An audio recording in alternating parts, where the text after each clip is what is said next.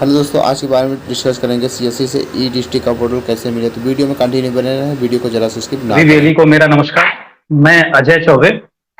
आज की मुलाकात श्रृंखला अंतर्गत आज हम लोग बात करेंगे ई डिस्ट्रिक्ट के बारे में। सीएससी के माध्यम से जो ई डिस्ट्रिक्ट सेंटर चलाए जा रहे हैं, ई डिस्ट्रिक्ट की आईडी दी जा रही है, उसको लेकर के तो पूरे सिस्टम को पूरे इस ई डिस्ट्रिक्ट प्रोजेक्ट को चर्चा करने से पहले मैं बताना चाहूंगा कि भारत सरकार की अधिकृत संस्था CSC e governance services India limited के माध्यम से विभिन्न सरकारी तथा गैर सरकारी सेवाएं कॉमन सर्विस सेंटर के माध्यम से दी जा रही है।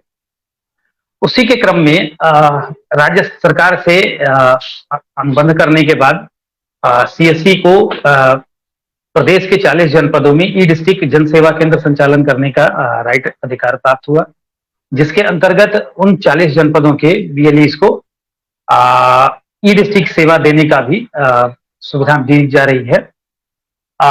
सेवा हम लोगों ने नवंबर 2020 में शुरुआत करी। उसके बाद से इसके दिन ब दिन तमाम बीएलई जुड़ते हुए चले गए। करीब हमारे पास 60,000 के करीब में आवेदन इस संबंध में बीएलई इसमें जुड़े हुए हैं, वो काम कर रहे हैं। थोड़ा ई डिस्ट्रिक्ट के बारे में मैं अब विधिवत जानकारी देने की कोशिश करूंगा, ताकि हमारे बीएलई भाई स्पष्ट तौर पे जो सरकार की निर्देश के जो दिशा निर्देश हैं उसके अनुसार पालन करें और अपने सेंटर का संचालन करें। तो यहाँ बात करते हैं ई डिस्ट्रिक्ट के लिए एक पर्टिकुलर ई डिस्ट्रिक्ट की वेबसाइट होती है, उत्तर प्रदेश सरकार द्वारा जारी। ई डिस्ट्रिक्ट की वेबसाइट पे बीएलई को हम एक आईडी देते हैं। आईडी पे बीएलई अपना क्रेडेंशियल लेकर के जाता है और वहां पे जा करके वो पूरी अपनी सर्विस को देता है, जिसमें तमाम आय, जात, निवास, खतौनी और भी ओल्ड एज पेंशन, वरासत इत्यादि करके बहुत सारी सर्विसेज पड़ी हैं। कुछ राशन कार्ड की और आपकी इंटीग्रेटेड सर्विसेज पड़ी हुई। अभी यहाँ बात करने के क्रम में मैं ये बताना चाहूंगा कि जो हमारा ईडीसी का एक बीएलई कैसे आवेदन करेगा, कैसे उसे ईडीसी के लिए पात्र बनाया जाएगा, तो यहाँ बताना जरूरी है कि चूंकि जनपद के हर एक बीएलई ईडीसी अभी भी नहीं चला रहे हैं। रीजन क्या है कि वो अभी उनके केंद्र का सत्यापन नहीं हुआ है, डिस्ट्रिक्ट मैनेजर द्वारा उनके केंद्र का बेहतर ढंग से उनका भौतिक सत्यापन नहीं किया गया है। और साथ ही जो बीएलईज हैं वो प्रॉपर एक ही सेंटर में, एक ही प्रेमिसेज में एक से अधिक आईडी लेकर के चला रहे हैं। तो जाहिर सी बात है कि वहां हम सिर्फ एक ही कॉमन सर्विस सेंटर संचालन करने और जनसेवा केंद्र संचालन करने का अधिकार देंगे। तो अभी बताएं कि इसमें एक हमारा क्लाउड पोर्टल है। उस क्लाउड पोर्टल पे जाकर के मैं थोड़ा सा आप लोगों को दिखाता भी चलूं कि क्लाउड पोर्टल है क्या।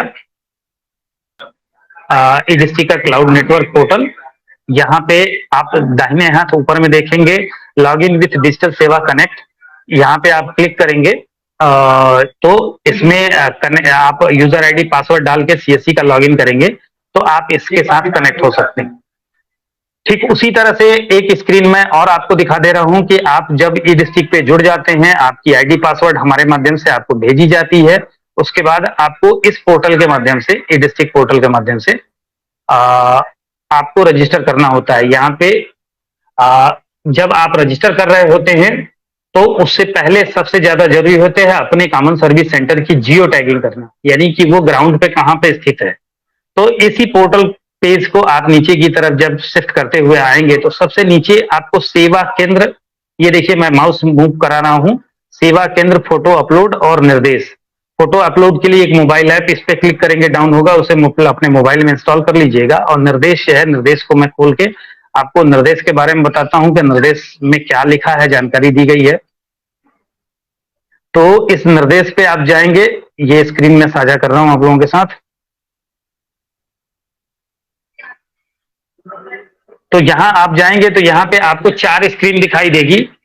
एक तो ये डिस्ट्रिक्ट पोर्टल पे जहां से आप मोबाइल ऐप डाउनलोड किए हैं, पहले स्क्रीन बता रहा है सबसे बाएं में। सेकंड वाली स्क्रीन पे बता रहा है कि जब आप इसे इंस्टॉल कर लेंगे तो इंस्टॉल करने के बाद कुछ यूं करके सेकंड वाली स्क्रीन आएगी। थर्ड स्क्रीन आपकी सीएससी इंफॉर्मेशन अपलोड करने की आएगी, जिसमें आप नीचे देखें एक बटन दिखाई दे रहा है कैप्चर इमेज का। कैप्चर इमेज पे क्लिक करेंगे तो यहाँ इमेज प्रीव्यू जो करके दिख के आ रहा है, यहाँ पे आपको कैमरा से जो खींचा गया फोटो है वो दिखाई देगा, जिसमें आप अपने सेंटर की बाहरी हिस्से की फोटो जो बाहर से दिखाई देती है वो आप खींचेंगे।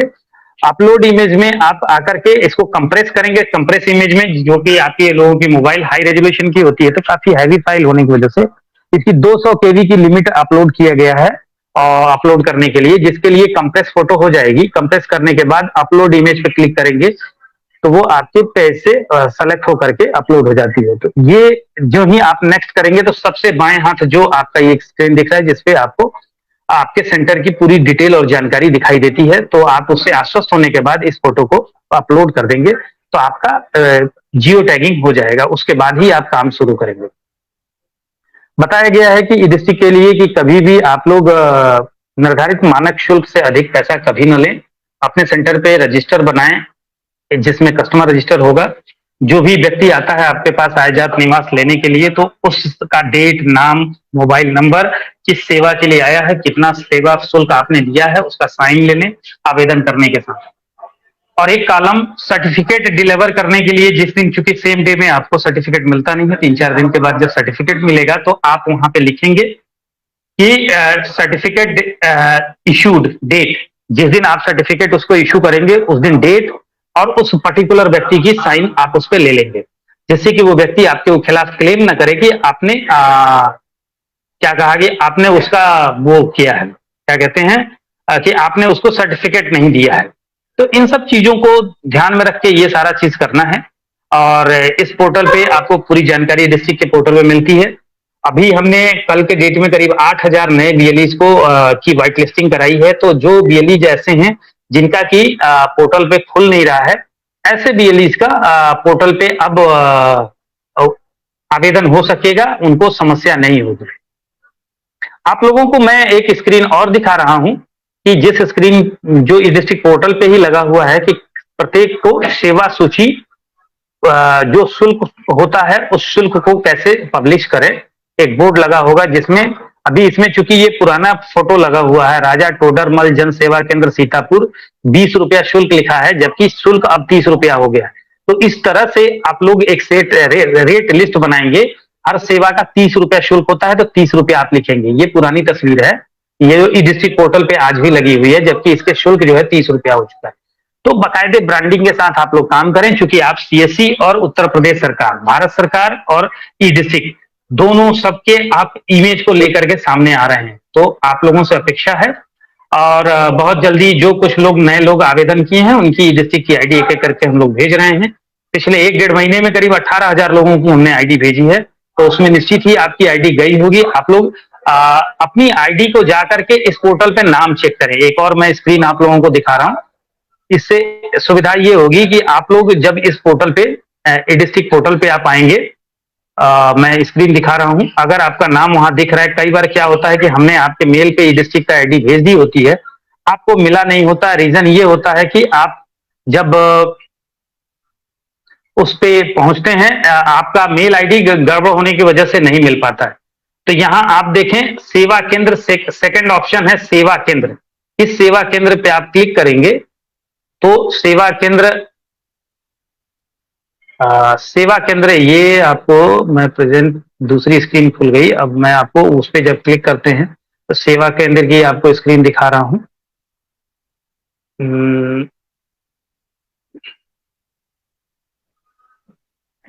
ये आप देख पा रहे हैं, यहां पे आकर pin code wise, area wise आप इसको सर्च करेंगे। पिन कोड भर के या क्षेत्र वाइज तो जिले का नाम खुलेगा, डीएसपी का नाम खुलेगा। तो आप सीएससी या वाईफाई के हैं तो सीएससी कर लीजिएगा, सीएससी गॉव। और उसके बाद जिस जिले के हैं वो जिले का नाम चुन लीजिएगा और उसको शो करेंगे तो आपको पूरी लिस्ट खुल के आएगी। अगर आपका इसमें नाम शो कर रहा है फिर भी आपको नेट वो आपकी मेल पे ई डिस्ट्रिक्ट की आईडी नहीं मिली है तो आप बताइएगा। हो सकता है आपको भेजने वाली मेल आईडी पे आपकी मेल बाउंस हो गई हो, क्योंकि हम लोग गवर्नमेंट की आईडी से आपको मेल भेजते हैं और आपका जीमेल होता है तो कई बार जीमेल उसे स्पैम में डाल देता है, तो ऐसी कंडीशन हो सकती है। लिहाजा आप यहाँ पे चेक कर लें। चेक करने के बाद अगर यहाँ आपकी मेल आईडी, सीएससी आईडी, आपका नाम यहाँ पे शो कर रहा है तो आप तत्काल प्रभाव से जिला प्रबंधक से संपर्क करके इसको आप दिखाएं। अब यहाँ पे देखिए सारी चीजें दिखा रही है कि गूगल ऐप पे मौजूद है कि नहीं सेंटर। अब मैप पे वो मौजूद होगा तो वो पूरा दिखाएगा। तो अब मैं कुछ देखता हूँ, कुछ अगर सवाल आए हैं तो सवाल ले लेता हूँ, उसके बाद फिर हम लोग आज की ये सेशन को अभी समाप्त करेंगे। एज सच कोई सवाल नहीं आया। सीएससी से ई डिस्ट्रिक्ट कब मिलेगा? तो सर आप आवेदन करो, अभिषेक कुमार पांडे जी आवेदन करिए, मिल जाएगा आपको सीएससी से। मोटा मोटी मैंने सवाल कैप्चर कर लिया है। ई डिस्ट्रिक्ट में दो प्रकार के सेवाएं होती हैं, एक डिस्ट्रिक्ट सेवाएं होती हैं और एक इंटीग्रेटेड सेवाएं होती हैं। ई डिस्ट्रिक्ट सेवा में तो सीधे वॉलेट से प्रति आवेदन 30 रुपए का पेमेंट कटता है। बीएलई का एप्लीकेशन सबमिट होने के बाद बीएलई के वॉलेट में जो 50% का जो बीएलई का कमीशन है वो छूट जाता है, बाकी पैसे कट जाते हैं। ठीक उसी तरह से एक इंटीग्रेटेड सर्विस होता है।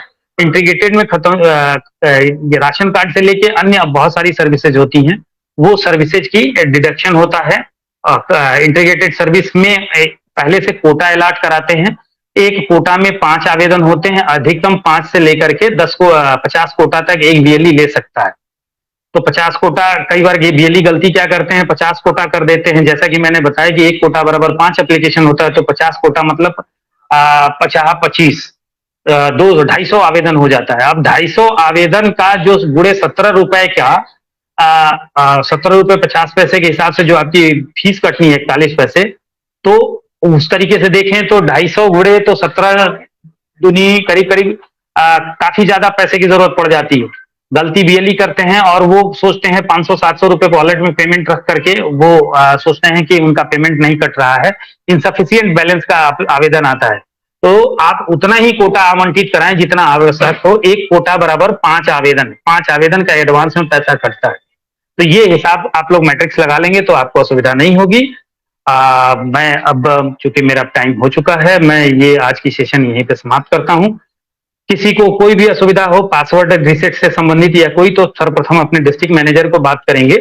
और डिस्ट्रिक्ट मैनेजर महोदय, चूंकि पासवर्ड के लिए मैंने एक व्हाट्सएप ग्रुप बना रखा है, उस व्हाट्सएप ग्रुप में बीएलई अपना डिस्ट्रिक्ट ई डिस्ट्रिक्ट मैनेजर के माध्यम से, सीएससी डिस्ट्रिक्ट मैनेजर के माध्यम से अपना क्वेरी डलवा देगा। हम लोग वहां से पासवर्ड रीसेट करके रियल टाइम में भेज देते हैं। अभी कुछ लोगों की क्वेरीज हैं कि जो पोर्टल पे आपका एड्रेस दिख रहा है और वास्तविक रूप से आप सही जगह पर नहीं बैठे हैं, तो ये गलत है। आप अपना एड्रेस चेंज कराइए, ये डिस्ट्रिक्ट सीएससी डिस्ट्रिक्ट मैनेजर को भेज करके, हम लोगों को मेल भेज करके, या जिस मेल आईडी से आपको मेल डिस्ट्रिक्ट की आईडी मिली है उस मेल आईडी पर मेल भेज करके आप अपना वास्तविक एड्रेस चेंज करा लें, अन्यथा जांच में पाए जाने पर आपके सेंटर को बंद कर दिया जाएगा। ठीक है। और प्रत्येक महीने हर बीएलई को कम से कम न्यूनतम 20 आवेदन करना अनिवार्य है डिस्ट्रिक्ट पोर्टल से। अभी करीब करीब 6 से 7 हजार बीएलई ऐसे हैं जिनकी अगले 3-4 दिनों में हम आईडी बंद कर देने जा रहे हैं, क्योंकि उन्होंने आवेदन ही नहीं किया डिस्ट्रिक्ट आईडी मिलने के बावजूद भी। तो आप लोगों से रिक्वेस्ट है, इस डिस्ट्रिक्ट आईडी को बचाना बहुत जरूरी है और शासन के अंदर इसके क्रम में प्रति माह कम से कम 20 आवेदन किया जाना बहुत बहुत जरूरी है। एक प्रश्न ले लेते हैं। मिस्टर अवेंद्र कुमार लोढ़ी साहब वो लिखते हैं कि सर मेरी डिस्ट्रिक्ट आईडी दूसरे ग्राम पंचायत से एक्टिव हो गई है, मेरी ग्राम पंचायत से एड्रेस कैसे चेंज होगा? लोढ़ी साहब, मैंने बताया आपको कि आप जिस आईडी पे आपको मेल गई थी, ई डिस्ट्रिक्ट दिया गया था, उसी आईडी से आप रिक्वेस्ट कर लीजिए, अपना डिटेल दे करके आपकी आईडी चेंज करा दी जाएगी, पोर्टल पे चेंज करा दी जाएगी।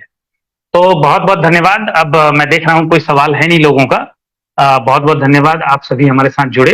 चूंकि शॉर्ट नोटिस थी, मैं एक बृहद इस पे आप लोगों का एक सेशन करना चाहता हूं, एक तरीके से पूरी सारे बीएलई की ट्रेनिंग, जिसके लिए 2-4 दिन पहले मैं आप लोगों को मेल के माध्यम से खबर करूंगा और बेहतर हम लोग ट्रेनिंग करेंगे।